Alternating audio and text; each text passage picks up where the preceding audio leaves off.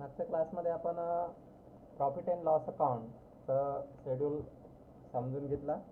Profit and loss अकाउंटमध्ये जे schedule आहेत, interest earn, other income, interest paid, operating expenses आणि प्रोव्हिजन अँड कंटिंजन्सी, त्याचप्रमाणे प्रॉफिट अँड लॉस आणि ॲप्रोप्रिएशन यासारख्या पदांविषयीची माहिती कालच्या क्लासमध्ये समजून घेतली. आज आपण बँकेचा ताळेबंद, बॅलन्स शीट ऑफ बँकेची बॅलन्स शीटसुद्धा अशा उभ्या फॉर्मॅटमध्येच तयार केली जाते. 1949च्या बँकिंग नियमन कायद्याच्या 3ऱ्या परिशिष्टामध्ये प्रपत्र अ मध्ये बँकेच्या ताळेबंदाचे प्रारूप दिलेले आहे. ताळेबंदात लॅबिलिटी करिता 5 शेड्यूल या ठिकाणी तुम्हाला दिसत आहेत. कॅपिटल अँड लॅबिलिटीज याकरिता 5 शेड्यूल दिलेले आहेत. पहिला शेड्यूल आहे कॅपिटल, शेड्यूल नंबर 1. दुसरा आहे रिझर्व अँड सरप्लस. तिसरा आहे डिपॉझिट्स. चौथा आहे बॉरोविंग अँड 5वा आहे अदर लॅबिलिटीज अँड प्रोव्हिजन. तर या 5ही शेड्यूलची टोटल म्हणजेच लॅबिलिटीची टोटल, या 5ही शेड्यूलची टोटल करावी लागते. ती झाली लॅबिलिटीची टोटल. त्यानंतर असेट्स साईडला एकूण 6 शेड्यूल आहेत. त्यापैकी 6वा शेड्यूल आहे cash and balance with RBI, त्या बँकेकडे असणारी रोख आणि रिझर्व्ह बँकेकडे असणारी शिल्लक.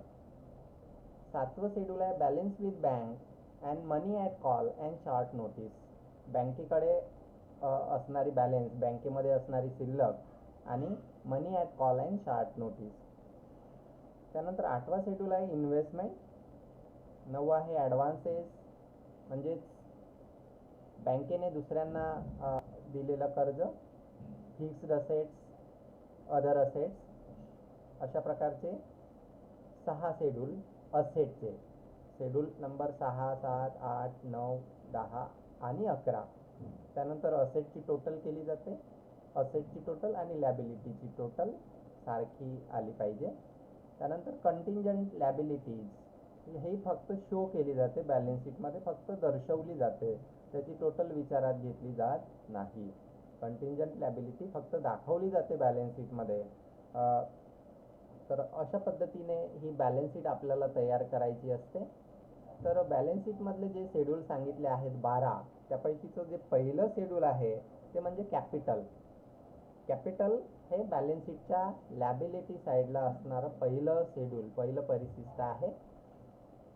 या कॅपिटल या शेड्यूलमध्ये authorise capital, issue capital, subscribe capital, अशा प्रकारे जे कॅपिटल आहे ते फक्त शो करायचं असते आणि फक्त कार्ड अँड पेड अप कॅपिटलच जी टोटल आहे, कार्ड अँड पेड अप कॅपिटलची टोटलच विचारात घ्यायची आहे.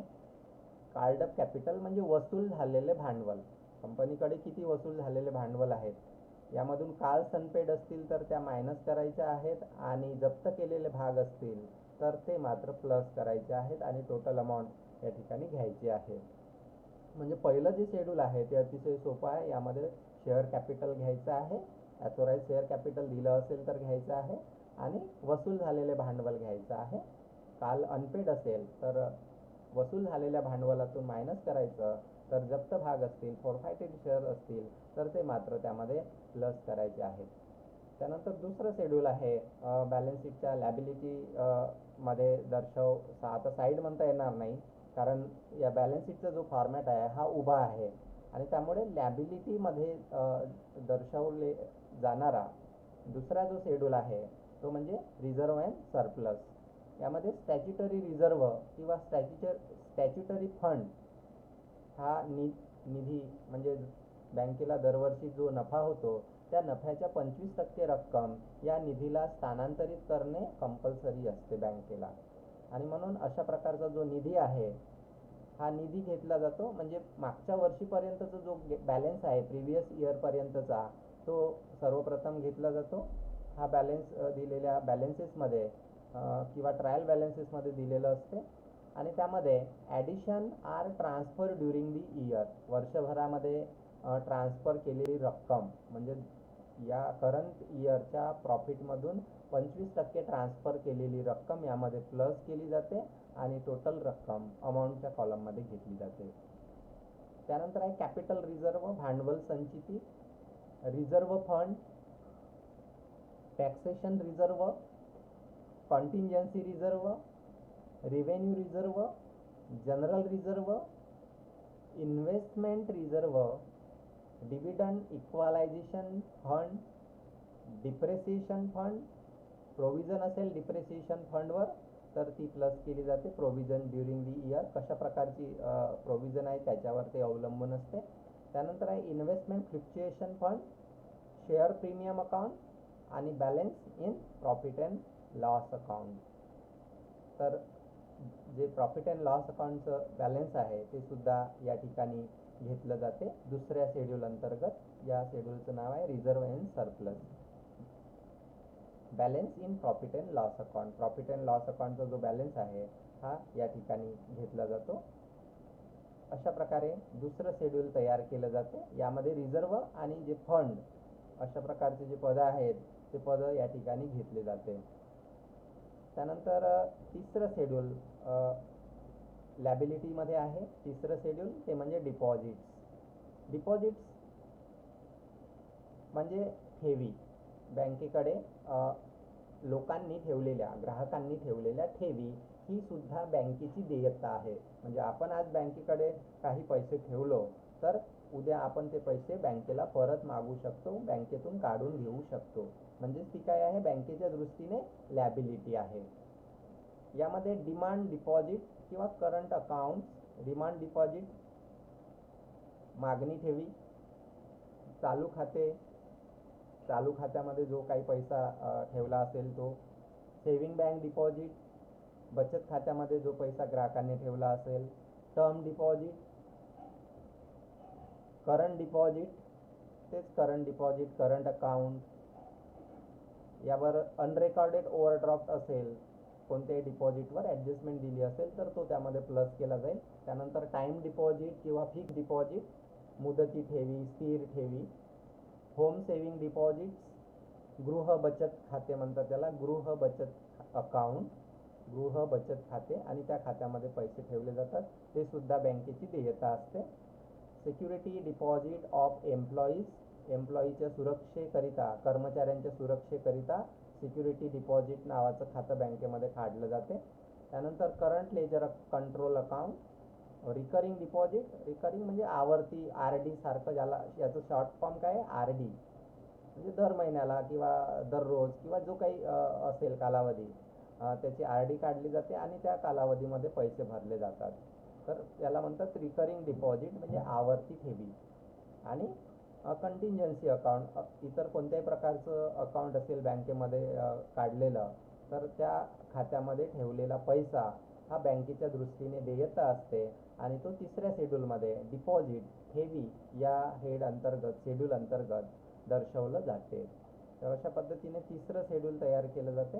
त्यानंतर चौथं शेड्यूल तयार करावं लागते, ते म्हणजे बॉरोविंग. बॉरोविंग म्हणजे बँकेने घेतलेलं कर्ज दुसऱ्यांकडून, ही बँकेची देयता असते. जेव्हा बँकेला अडचण असते तेव्हा बँक रिझर्व बँकेकडून किंवा दुसऱ्या कोणत्याही इतर बँकेकडून किंवा इतर संस्थाकडून किंवा एजन्सीकडून कर्ज घेऊ शकते आणि कर्जाऊ घेतलेल्या रकमेवर बँकेला व्याजसुद्धा द्यावं लागते. घेतलेली कर्ज, बँकेने जे कर्ज घेतलेलं आहे ते बँकेची लॅबिलिटी असते आणि बँकेच्या ताळेबंदामध्ये देयता बाजूवर शेड्यूल नंबर 4 मध्ये घेतलेली कर्जे, बॉरोविंग म्हणजे बँकेने घेतलेली कर्जे, चौथ्या शेड्यूलमध्ये, शेड्यूल नंबर 4 मध्ये दर्शवण्यात येतात. तर यामध्ये बॉरोविंग फ्रॉम RBI एंड अदर्स, बँकेने रिझर्व बँकेकडून घेतलेलं कर्ज किंवा इतर बँकेकडून घेतलेलं कर्ज, बॉरोविंग्स किंवा त्याच्याऐवजी लोन हा शब्द सुद्धा वापरला जाऊ शकतो, परंतु मॅक्झिमम वेळा बॉरोविंग हा शब्द वापरला जातो. बॉरोविंगचाच अर्थ होतो दुसऱ्यांकडून किंवा इतर बँकेकडून घेतलेलं कर्ज. From the other banks, bank of Maharashtra, bank of India, Lakshmi bank, समता बँक, CBI, अशा प्रकारे कोणत्याही बँकेकडून कोणत्याही बँकेचं नाव दिलं असेल आणि borrowing from Maharashtra, borrowing from Union Bank असं म्हटलं असेल तर त्याचा अर्थ त्या बँकेकडून या बँकेने घेतलेलं कर्ज आहे आणि ते शेड्यूल नंबर 4 मध्ये दर्शवायचं असते. त्यानंतर आहे loan taken from other bank, इतर बँकांकडून घेतलेलं कर्ज. शॉर्ट टर्म लोन म्हणजे अल्पकालीन कर्ज म्हणतो आपण, अल्प मुदतीकरिता घेतलेलं कर्ज. Owing by foreign correspondent, foreign विदेशाकडून जर कर्ज घेतलं असेल किंवा विदेशी बँकेकडून जर कर्ज घेतलं असेल तर त्या कर्जाचा समावेश सुद्धा शेड्यूल नंबर 4 मध्ये घेतलेल्या कर्जामध्ये करायचा असतो. बॉरोविंग या शेड्यूल अंतर्गत करायचा असतो. याची टोटल करून ती जो मुख्य शेड्यूल आहे बॅलन्स शीटचा त्यामध्ये घ्यायची असते. त्यानंतर शेड्यूल नंबर 5 खाली आलेला आहे, 6 अगोदर घेतलेला आहे यामध्ये. तर 5वा शेड्यूल आहे other liabilities and provision. Other liability म्हणजे इतर देयता आणि तरतुदी. यामध्ये bills payable, rebate on bills discounted are due. Rebate on bill discounted म्हणजे बँका जे बिल विपत्र वटवण्याचं काम करतात ते विशिष्ट कमिशन घेत असतात, तर त्याच्यावर रिबेट जर मिळाला असेल तर ते शेड्यूल नंबर 5 मध्ये घेतलं जाते. इंटरेस्ट अक्रू, इंटरेस्ट व्याज जर ड्यू झालं असेल, अक्रू झालं असेल तर ते सुद्धा यामध्ये घेतलं जाते. त्यानंतर प्रॉव्हिडंट फंड, वर्कर्स PF, कर्मचाऱ्यांचं फंड असेल, PF असेल तर तो सुद्धा शेड्यूल नंबर 5 मध्ये अदर लॅबिलिटीज मध्ये घेतला जातो. त्यानंतर आहे अनक्लेम डिव्हिडंड, ज्या लाभांशावर कोणी क्लेम केला नाही अशा प्रकारचा लाभांश सुद्धा या अदर लॅबिलिटीज या शेड्यूलमध्ये घेतला जातो. त्यानंतर आहे प्रोव्हिजन फॉर डिव्हिडंड, लाभांशासाठी जर तरतूद केली असेल किंवा प्रपोज डिव्हिडंड असेल, कंपनीच्या डायरेक्टरनं संचालक मंडळाने जर डिव्हिडंड घोषित केला असेल तर तो सुद्धा या ठिकाणी घेतला जातो. त्यानंतर इंटर ऑफिस ॲडजस्टमेंट किंवा इंटर ब्रँच ॲडजस्टमेंट अशा प्रकारचं पद दिलेलं असते. बँकेच्या इंटर ऑफिस किंवा इंटर ब्रँच ॲडजस्टमेंट म्हणजे काय, तर याला म्हणतात आंतर कार्यालय किंवा आंतर शाखा समायोजन खाते. म्हणजेच बँकेच्या विविध ठिकाणी शाखा असतात. या शाखा आणि मुख्य कार्यालय यांच्यामध्ये वर्षभर विविध व्यवहार होत असतात. त्यासंबंधीचा तपशील विवरणाद्वारे, जे स्टेटमेंट आहे बँकेचं त्या स्टेटमेंटद्वारे मुख्य कार्यालयाला बँकेच्या शाखा सादर करीत असतात. परंतु वर्ष अखेर म्हणजे ज्या तारखेला अकाउंट क्लोज करायचं आहे त्या तारखेपर्यंत शाखेकडून आवश्यक तपशील जर मिळाला नाही, कारण 31 मार्चला एवढं बँकेकडे वर्कलोड असते की खूप जास्त असते आणि त्यामुळे 31 मार्चपर्यंत जर तपशील मिळाला नाही तर बँकेच्या काही शाखांचे व्यवहारांचे समायोजन करणे मुख्य कार्यालयाला शक्य होत नाही. तर अशा प्रकारे समायोजित न केलेल्या व्यवहाराची रक्कम शाखा समायोजन, ब्रँच ॲडजस्टमेंट किंवा ऑफिस ॲडजस्टमेंट या नावाने दाखवली जाते. इंटर ऑफिस ॲडजस्टमेंट किंवा ब्रँच ॲडजस्टमेंट. क्रेडिट पद असं दिलं असेल तर ते शेड्यूल नंबर 5 मध्ये घ्यायचं आणि या पदासमोर डेबिट दिलं असेल तर ते शेड्यूल नंबर 11 मध्ये घ्यायचं. त्यानंतर अनएक्सपायर्ड डिस्काउंट, अनएक्सपायर्ड डिस्काउंट म्हणजे आउटस्टँडिंग डिस्काउंट. त्यानंतर आहे pension fund, circular notes and letter of credit. Circular notes and letter of credit हे शपथपत्रासारखं असते. त्यानंतर ट्रॅव्हलर चेक, प्रवासी धनादेश, विदेशात जाणाऱ्या किंवा लांबचा प्रवास करणाऱ्या किंवा ट्रिपला जाणारे लोक अशा प्रकारचा प्रवासी धनादेश जवळ बाळगत असतात. त्याच्यावर ॲडजस्टमेंट असेल तर ती मायनस करायची असते. कशी ॲडजस्टमेंट आहे त्याच्यावर डिपेंड असते. त्यानंतर provision for income tax, income टॅक्सची प्रोव्हिजन असेल तर ती सुद्धा यामध्ये घ्यायची आहे.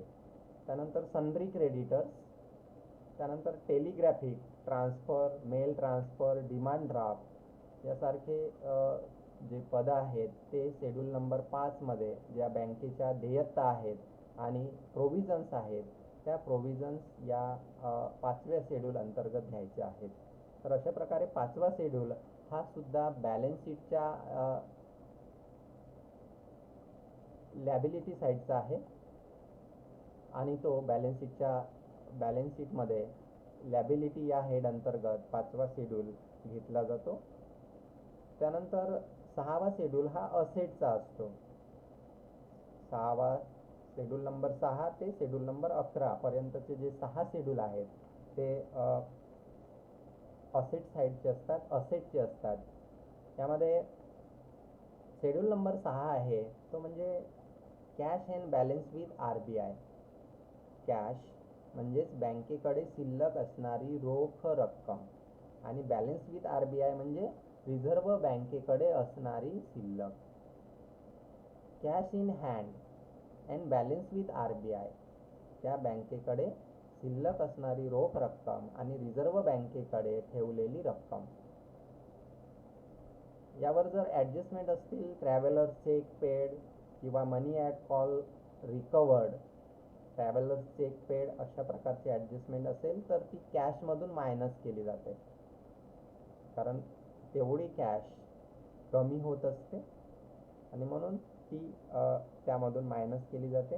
त्यानंतर money at call recovered, money at call हे बँकेनं आपल्या ग्राहकांना दिलेलं एक प्रकारचं कर्ज असते आणि त्यामुळे ते कर्ज जर वसूल झालं असेल, कर्ज वसूल झालं तर ते बँक आपल्या कॅशमध्ये दाखवत असते, म्हणून तेवढ्या रकमेनं कॅश वाढत असते, म्हणून ती कॅशमध्ये प्लस करायची असते, मनी ॲट कॉल रिकवर्ड.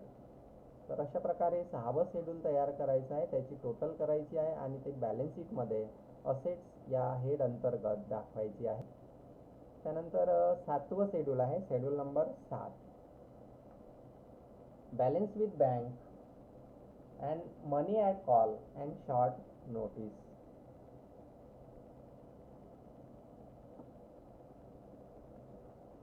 म्हणजेच बँकेची शिल्लक, बॅलन्स विथ बँक म्हणजे बँकेजवळ असणारी शिल्लक. एक बँक दुसऱ्या बँकेजवळ काही पैसे ठेवत असते. Cash with other bank, balance or cash at bank and cash with other bank, दुसऱ्या बँकेकडे असणारी रोख रक्कम शिल्लक. त्यानंतर money at call and short notice. Money at call म्हणजे काय, तर बँका एकमेकांना गरजेच्या वेळी पैसे कर्ज म्हणून देतात. अशा प्रकारचे कर्ज अत्यल्प मुदतीसाठी देण्यात येते. अत्यल्प मुदतीसाठी म्हणजे एखाद्या दिवसासाठी. जर एखाद्या बँकेने दुसऱ्या बँकेला किंवा एका बँकेने दुसऱ्या बँकेकडून फक्त एका दिवसासाठी रक्कम कर्जाऊ दिली असेल तर तिला याचना राशी किंवा मागणीवरील रक्कम म्हणजेच money at call, money at call म्हणजेच मागणीवरील रक्कम किंवा याचना राशी असं म्हणतात. मनी ॲट कॉल म्हणजे एका दिवसाकरिता बँकेने दुसऱ्या बँकेला किंवा व्यक्तीला जर पैसे कर्जाऊ दिले असतील तर त्याला मनी ॲट कॉल म्हणतात. मनी ॲट कॉलची रक्कम लगेच दुसऱ्या दिवशी बँकेला परत मिळणार असते. जर दुसऱ्या बँकेला ती ठेवायची असेल तर दररोज कराराचे नूतनीकरण करावे लागते. त्यानंतर शॉर्ट नोटीस म्हणजे काय, तर ज्यावेळी एका बँकेने दुसऱ्या बँकेला तात्पुरते कर्ज दिलेले असेल आणि दिलेली रक्कम मागणी केल्याबरोबर परत मिळत नाही आणि ती परत घ्यावयाची असल्यास कमीत कमी 7 दिवसांची सूचना द्यावी लागते. त्यावेळी अशा कर्जाऊ दिलेल्या रकमेला अल्पसूचना राशी म्हणजेच मनी ॲट शॉर्ट नोटीस असे म्हणतात. म्हणजे कमीत कमी 7 दिवसाची सूचना देऊन तात्पुरते एका बँकेने दुसऱ्या बँकेला किंवा व्यक्तीला तात्पुरतं स्वरूपाचं कर्ज दिलं असेल, परंतु ते कर्ज परत मिळवण्याकरिता कमीत कमी 7 दिवसाची सूचना देणे आवश्यक असते. म्हणजे आपल्याला 7 दिवसानंतर जर पैसे हवे असतील तर आपल्याला आज सूचना द्यावी लागते की आम्ही दिलेलं जे कर्ज आहे किंवा आम्ही दिलेले जे पैसे आहेत ते आम्हाला परत करा, अशा प्रकारची सूचना द्यावी लागते. तर हा शेड्यूल नंबर 7 आहे. याची टोटल सुद्धा असेट्समध्ये घेतली जाते. त्यानंतर शेड्यूल नंबर 8 इन्व्हेस्टमेंट म्हणजे कंपनीने केलेल्या गुंतवणुकी. Investment in government securities and other securities. त्या बँकेने जर गव्हर्नमेंटच्या सरकारी रोख्यामध्ये किंवा इतर रोख्यामध्ये जर इन्व्हेस्टमेंट केली असेल तर. Investment in gold or gold bullion. बँकेने सोने किंवा सुवर्णखंड म्हणजे सोन्याची बिस्किटं म्हणतो आपण, तर त्यामध्ये जर काही गुंतवणूक केलं असेल, सोनं खरेदी केलं असेल किंवा सोन्याची बिस्किटं खरेदी केली असतील तर त्याची रक्कम सुद्धा इन्व्हेस्टमेंट या हेड अंतर्गत दाखवली जाते. त्यानंतर अदर अप्रूव्ड सिक्युरिटी, इतर काही अप्रूव्ड सिक्युरिटी ज्याला मान्यता दिली असेल सेबीने, तर अशा प्रकारच्या अप्रूव्ड सिक्युरिटी खरेदी केल्या असतील तर ट्रेजरी बिल्स असेल तर ते सुद्धा इन्व्हेस्टमेंट या हेड अंतर्गत घेतलं जाते. ट्रेजरी बिल्स म्हणजे कोषागार विपत्रे. रिझर्व्ह बँकेच्या माध्यमातून सरकारकडून अशा प्रकारची जी ट्रेजरी बिल्स आहेत ती निर्गमित होत असतात आणि अशा प्रकारच्या ट्रेजरी बिलमध्ये जर त्या बँकेने गुंतवणूक जर केली असेल तर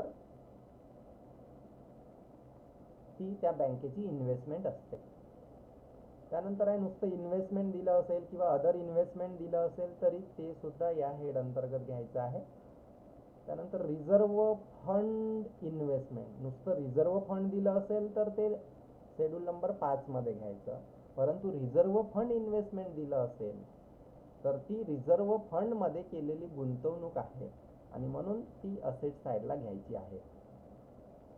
इंडिया गव्हर्नमेंट सिक्युरिटी, भारत सरकारची काही सिक्युरिटी असतील, सेंट्रल गव्हर्नमेंटचे किंवा स्टेट गव्हर्नमेंटचे, केंद्र सरकार, राज्य सरकार यांचे काही जर रोखे असतील तर ते सुद्धा यात घ्यायचे आहेत. त्यानंतर shares or investment in equity shares. शेअरमध्ये काही गुंतवणूक केली असेल त्या बँकेने किंवा इक्विटी शेअर्समध्ये गुंतवणूक केली असेल, डिबेंचर्समध्ये गुंतवणूक केली असेल, बॉन्ड्समध्ये गुंतवणूक केली असेल, बुलियन आर गोल्ड तर वरती झालेलाच आहे की त्यांनी गोल्ड किंवा बुलियन म्हणजे सोन्याच्या बिस्किटं वगैरे खरेदी केली असतील, तर ही सर्व पदं जी आहेत ते गुंतवणुकी अंतर्गत दाखवले जातात. तर अशा पद्धतीने इन्व्हेस्टमेंटमध्ये सोन्यापासून ते बँकेने शेअरमध्ये, डिबेंचरमध्ये, बॉन्ड्समध्ये केलेल्या सर्व गुंतवणुकीचा समावेश गुंतवणूक या हेड अंतर्गत शेड्यूल नंबर 8 मध्ये दर्शवलं जाते आणि त्याची टोटल असेट्समध्ये घेतली जाते. त्यानंतर आहे शेड्यूल नंबर 9 ॲडव्हान्सेस. ॲडव्हान्सेस म्हणजे अग्रिम, म्हणजेच बँकेने आपल्या ग्राहकांना किंवा गरजू लोकांना दिलेलं कर्ज. बँकेने आपल्या ग्राहकांना विविध मार्गांनी म्हणजे विविध प्रकारे, कारण कर्ज देण्याचे अनेक प्रकार आहेत, कर्ज देण्याचे घेण्याचे अनेक प्रकार आहेत, तर त्या विविध प्रकारांनी दिलेल्या कर्जांनाच अग्रिम असे म्हणतात, ॲडव्हान्सेस असे म्हणतात. यामध्ये बिल्स परचेस अँड डिस्काउंटेड म्हणजेच बँकेच्या ग्राहकाने इतरांवर काढलेल्या मुदती विपत्रांचे मुदत संपण्यापूर्वीच ग्राहक विपत्राचे पूर्वप्रापन करू शकतो. एक व्यापारी दुसऱ्या व्यापाऱ्यावर बिल काढत असतो किंवा अशा प्रकारचे जे विपत्र आहे ते विपत्र काढत असतो. जसं एखाद्या व्यापाऱ्यानं दुसऱ्या व्यापाऱ्याला वचन दिलं असेल की तो त्याचे जे काही पैसे आहेत ते 6 महिन्याच्या कालावधीमध्ये देईल, परंतु एका व्यापाऱ्याला 6 महिन्याच्या अगोदरच जर पैशाची आवश्यकता भासली तर तो बँकेमध्ये जाऊन त्या विपत्राचं वटवणूक करू शकते. आणि अशा प्रकारे बँकेने वटवलेली जी विपत्रे आहेत, खरेदी केलेली आणि वटवलेली जी विपत्रे आहेत ते बँकेचं उत्पन्न असते, कारण बँकेनं तेवढे पैसे त्या व्यापाऱ्याला दिलेले असतात. आणि म्हणून जेव्हा दुसऱ्या व्यापाऱ्याकडून पैसे बँकेला प्राप्त होतील तेव्हा ते बँकेला मिळणार आहेत. आणि म्हणून ते ॲडव्हान्सेसमध्ये, ते एक प्रकारचं दिलेलं कर्जच आहे आणि म्हणून ते ॲडव्हान्सेस या हेड अंतर्गत दाखवलं जाते, बिल्स परचेस अँड डिस्काउंटेड म्हणून. त्यानंतर loans, cash, credit and overdraft. Loan दिलेलं कर्ज, कॅश क्रेडिट म्हणजेच रोख कर्ज. रोख कर्ज हे अशा प्रकारे असते की ज्यावेळेस ग्राहक आपल्या खात्यातून विशिष्ट मर्यादेपर्यंत रक्कम उचलण्याचा अधिकार बँक देत असते. अशा प्रकारच्या बँकेने दिलेल्या कर्जाच्या रकमेला कॅश क्रेडिट, रोख प्रत्यय असे म्हणतात. त्यानंतर ओव्हरड्राफ्ट नावाची जी सुविधा आहे ही सुद्धा बँकेच्या ग्राहकांना, साधारणतः सॅलराइज पर्सन्स आहेत त्या पर्सन्सना दिली जाते. आणि ग्राहकांच्या विनंतीनुसार ग्राहकांच्या खात्यामध्ये पैसे शिल्लक नसले तरी सुद्धा एक विशिष्ट मर्यादेपर्यंत रक्कम काढण्याची ग्राहकांना परवानगी दिली जाते. समजा मी 1 लाख रुपयाचं ओव्हरड्राफ्ट घेतलं तर माझ्या खात्यामध्ये रक्कम शिल्लक नसताना सुद्धा मी 1 लाख रुपये बँकेतून काढू शकतो. मात्र हे पैसे कर्जाऊ असतात आणि ते विशिष्ट मुदतीमध्ये पेड करायचे असतात. तर अशा प्रकारे ह्या सर्वांचा बँकेने दिलेल्या कर्जामध्ये समावेश होतो. याच्यावर जर काही प्रोव्हिजन असतील, ॲडजस्टमेंट असतील तर त्या कशा प्रकारच्या आहेत त्यावर त्या प्लस करायच्या की मायनस करायच्या ते अवलंबून आहे. प्रोव्हिजन फॉर बॅड डेट्स असेल किंवा RDD असेल तर ती दिलेल्या कर्जामधून मायनस करावी लागते आणि अनरेकॉर्डेड ओव्हरड्राफ्ट असेल तर तो त्यामध्ये प्लस करावा लागतो. अनरेकॉर्डेड ओव्हरड्राफ्ट म्हणजे ओव्हरड्राफ्ट हा कर्जाचा एक प्रकार आहे, परंतु त्याचा तपशील जर ठेवला गेला नसेल, त्याचा रेकॉर्ड जर बँकेने ठेवला नसेल तर तो त्यामध्ये प्लस करायचा आहे. त्यानंतर टर्म्स लोन्स, डिमांड लोन यासारखे जे कर्ज आहेत ते सुद्धा या ठिकाणी ॲडव्हान्सेसमध्ये घ्यायचे आहेत. त्यानंतर लोकल बिल्स डिस्काउंटेड तेच पद आहे, थोडं वेगळं नाव आहे. ॲडव्हान्सेस हा शब्द जरी असेल तरी तो ॲडव्हान्सेस या शेड्यूलमध्ये घ्यायचा आहे. तर अशा प्रकारे ॲडव्हान्सेसमध्ये बँकेने दुसऱ्यांना दिलेलं कर्ज, सर्व प्रकारचं कर्ज या ठिकाणी शेड्यूल नंबर 9 मध्ये घ्यायचं आहे आणि त्याची टोटल बॅलन्स शीटमध्ये घ्यायची आहे. त्यानंतर शेड्यूल नंबर 10 फिक्स असेट. यामध्ये प्रिमायसेस किंवा fix asset, building, furniture, fitting, equipment, office car, free hold and lease hold property अशा प्रकारची असेट्स घ्यायचे आहेत. याच्यावर जर ॲडजस्टमेंट असतील तर त्या प्लस किंवा मायनस करायच्या आहेत. एखाद्या संपत्तीमध्ये वाढ होत असेल, ॲडिशन होत असेल तर ती ॲडिशन झालेली व्हॅल्यू प्लस करायची आहे आणि डिडक्शन होत असेल म्हणजे एखाद्या असेटचं मूल्य कमी होत असेल तर ती व्हॅल्यू मायनस करायची आहे. किंवा डिप्रेशिएशनची ॲडजस्टमेंट दिली असेल तर डिप्रेशिएशनची जी काही मूल्य असेल ते मूल्य त्या असेटच्या व्हॅल्यूमधून मायनस करायचं आहे. हे सुद्धा शेड्यूल नंबर 10 आहे. फिक्स असेट घ्यायचं आहे आणि ते बॅलन्स शीटमध्ये घ्यायचं आहे. त्यानंतर असेट साईडचं शेवटचं शेड्यूल आहे अदर असेट्स. यामध्ये इंटर ऑफिस ॲडजस्टमेंट किंवा ब्रँच ॲडजस्टमेंट हे दोन्ही पदं आपण शेड्यूल नंबर 5 मध्ये सुद्धा पाहिलेले आहेत. शेड्यूल नंबर 5 मध्ये जर क्रेडिट दिलं असेल तर शेड्यूल नंबर 5 मध्ये घ्यायचे आहेत आणि डेबिट दिलं असेल या पदासमोर इंटर ऑफिस ॲडजस्टमेंट डेबिट किंवा ब्रँच ॲडजस्टमेंट डेबिट असं दिलं असेल तर ते घ्यायचं आहे शेड्यूल नंबर 11 मध्ये. डेबिटचा अर्थ ती बँकेची असेट्स आहे, म्हणजे बँकेला दुसऱ्या शाखेकडून किंवा हेड ऑफिसकडून पैसे येणार आहेत. आणि क्रेडिटचा अर्थ असा होतो की बँकेला पैसे द्यायचे आहेत. तर अशा पद्धतीने इंटर ऑफिस ॲडजस्टमेंट किंवा ब्रँच ॲडजस्टमेंट, डेबिट त्याच्यासमोर डेबिट दिलं असेल तर ते शेड्यूल नंबर 11 मध्ये घ्यायचं. त्यानंतर इंटरेस्ट अक्रू ऑन इन्व्हेस्टमेंट, गुंतवणुकीवरील जो इंटरेस्ट आहे तो अक्रू झाला असेल तर तो सुद्धा यामध्ये घ्यायचा आहे. Tax paid in advance or tax deducted at source, tax जर ॲडव्हान्समध्ये जर पेड केला असेल तर तो सुद्धा घ्यायचा आहे. Stationery and stamp, stationery and stamp याचा अर्थ स्टेशनरी आणि स्टॅम्पचा स्टॉक असेल तर पोस्टेज, स्टेशनरी, स्टॅम्प, पोस्टेज यांचा जर स्टॉक असेल तरच ते पद या ठिकाणी घ्यायचं आहे. Stock of stationery and stamp असं दिलं असेल तर, नुसतं स्टेशनरी अँड स्टॅम्प दिलं असेल किंवा स्टेशनरी अँड पोस्टेज असं दिलं असेल तर तो खर्च होईल आणि तो खर्च शेड्यूल नंबर 16 मध्ये दाखवावा लागेल. परंतु stock of stationery and stamp असं दिलं असेल तर ते शेड्यूल नंबर 11 मध्ये येईल, कारण तेवढा स्टॉक आहे स्टेशनरीचा, म्हणून ते त्या बँकेची असेट्स होईल.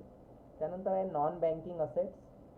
सिल्वर म्हणजे चांदी, गोल्ड ही शेड्यूल नंबर 8 मध्ये इन्व्हेस्टमेंटमध्ये घेतली जाते, मात्र सिल्वर चांदी असेल तर ती शेड्यूल नंबर 11 मध्ये घेतली जाते, अदर असेट्समध्ये घेतली जाते.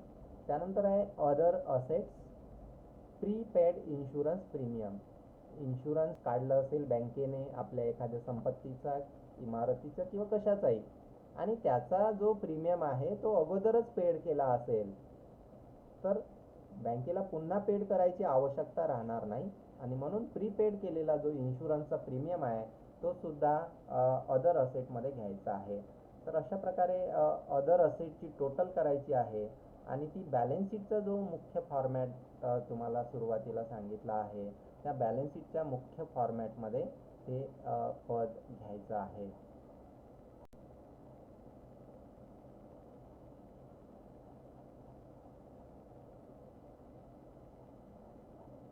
बॅलन्स शीटचा मुख्य जो फॉर्मॅट आहे, हा जो फॉर्मॅट आहे या फॉर्मॅटमध्ये अदर असेट शेड्यूल नंबर 11 त्याची टोटल जी येईल ती या ठिकाणी घ्यायची आहे.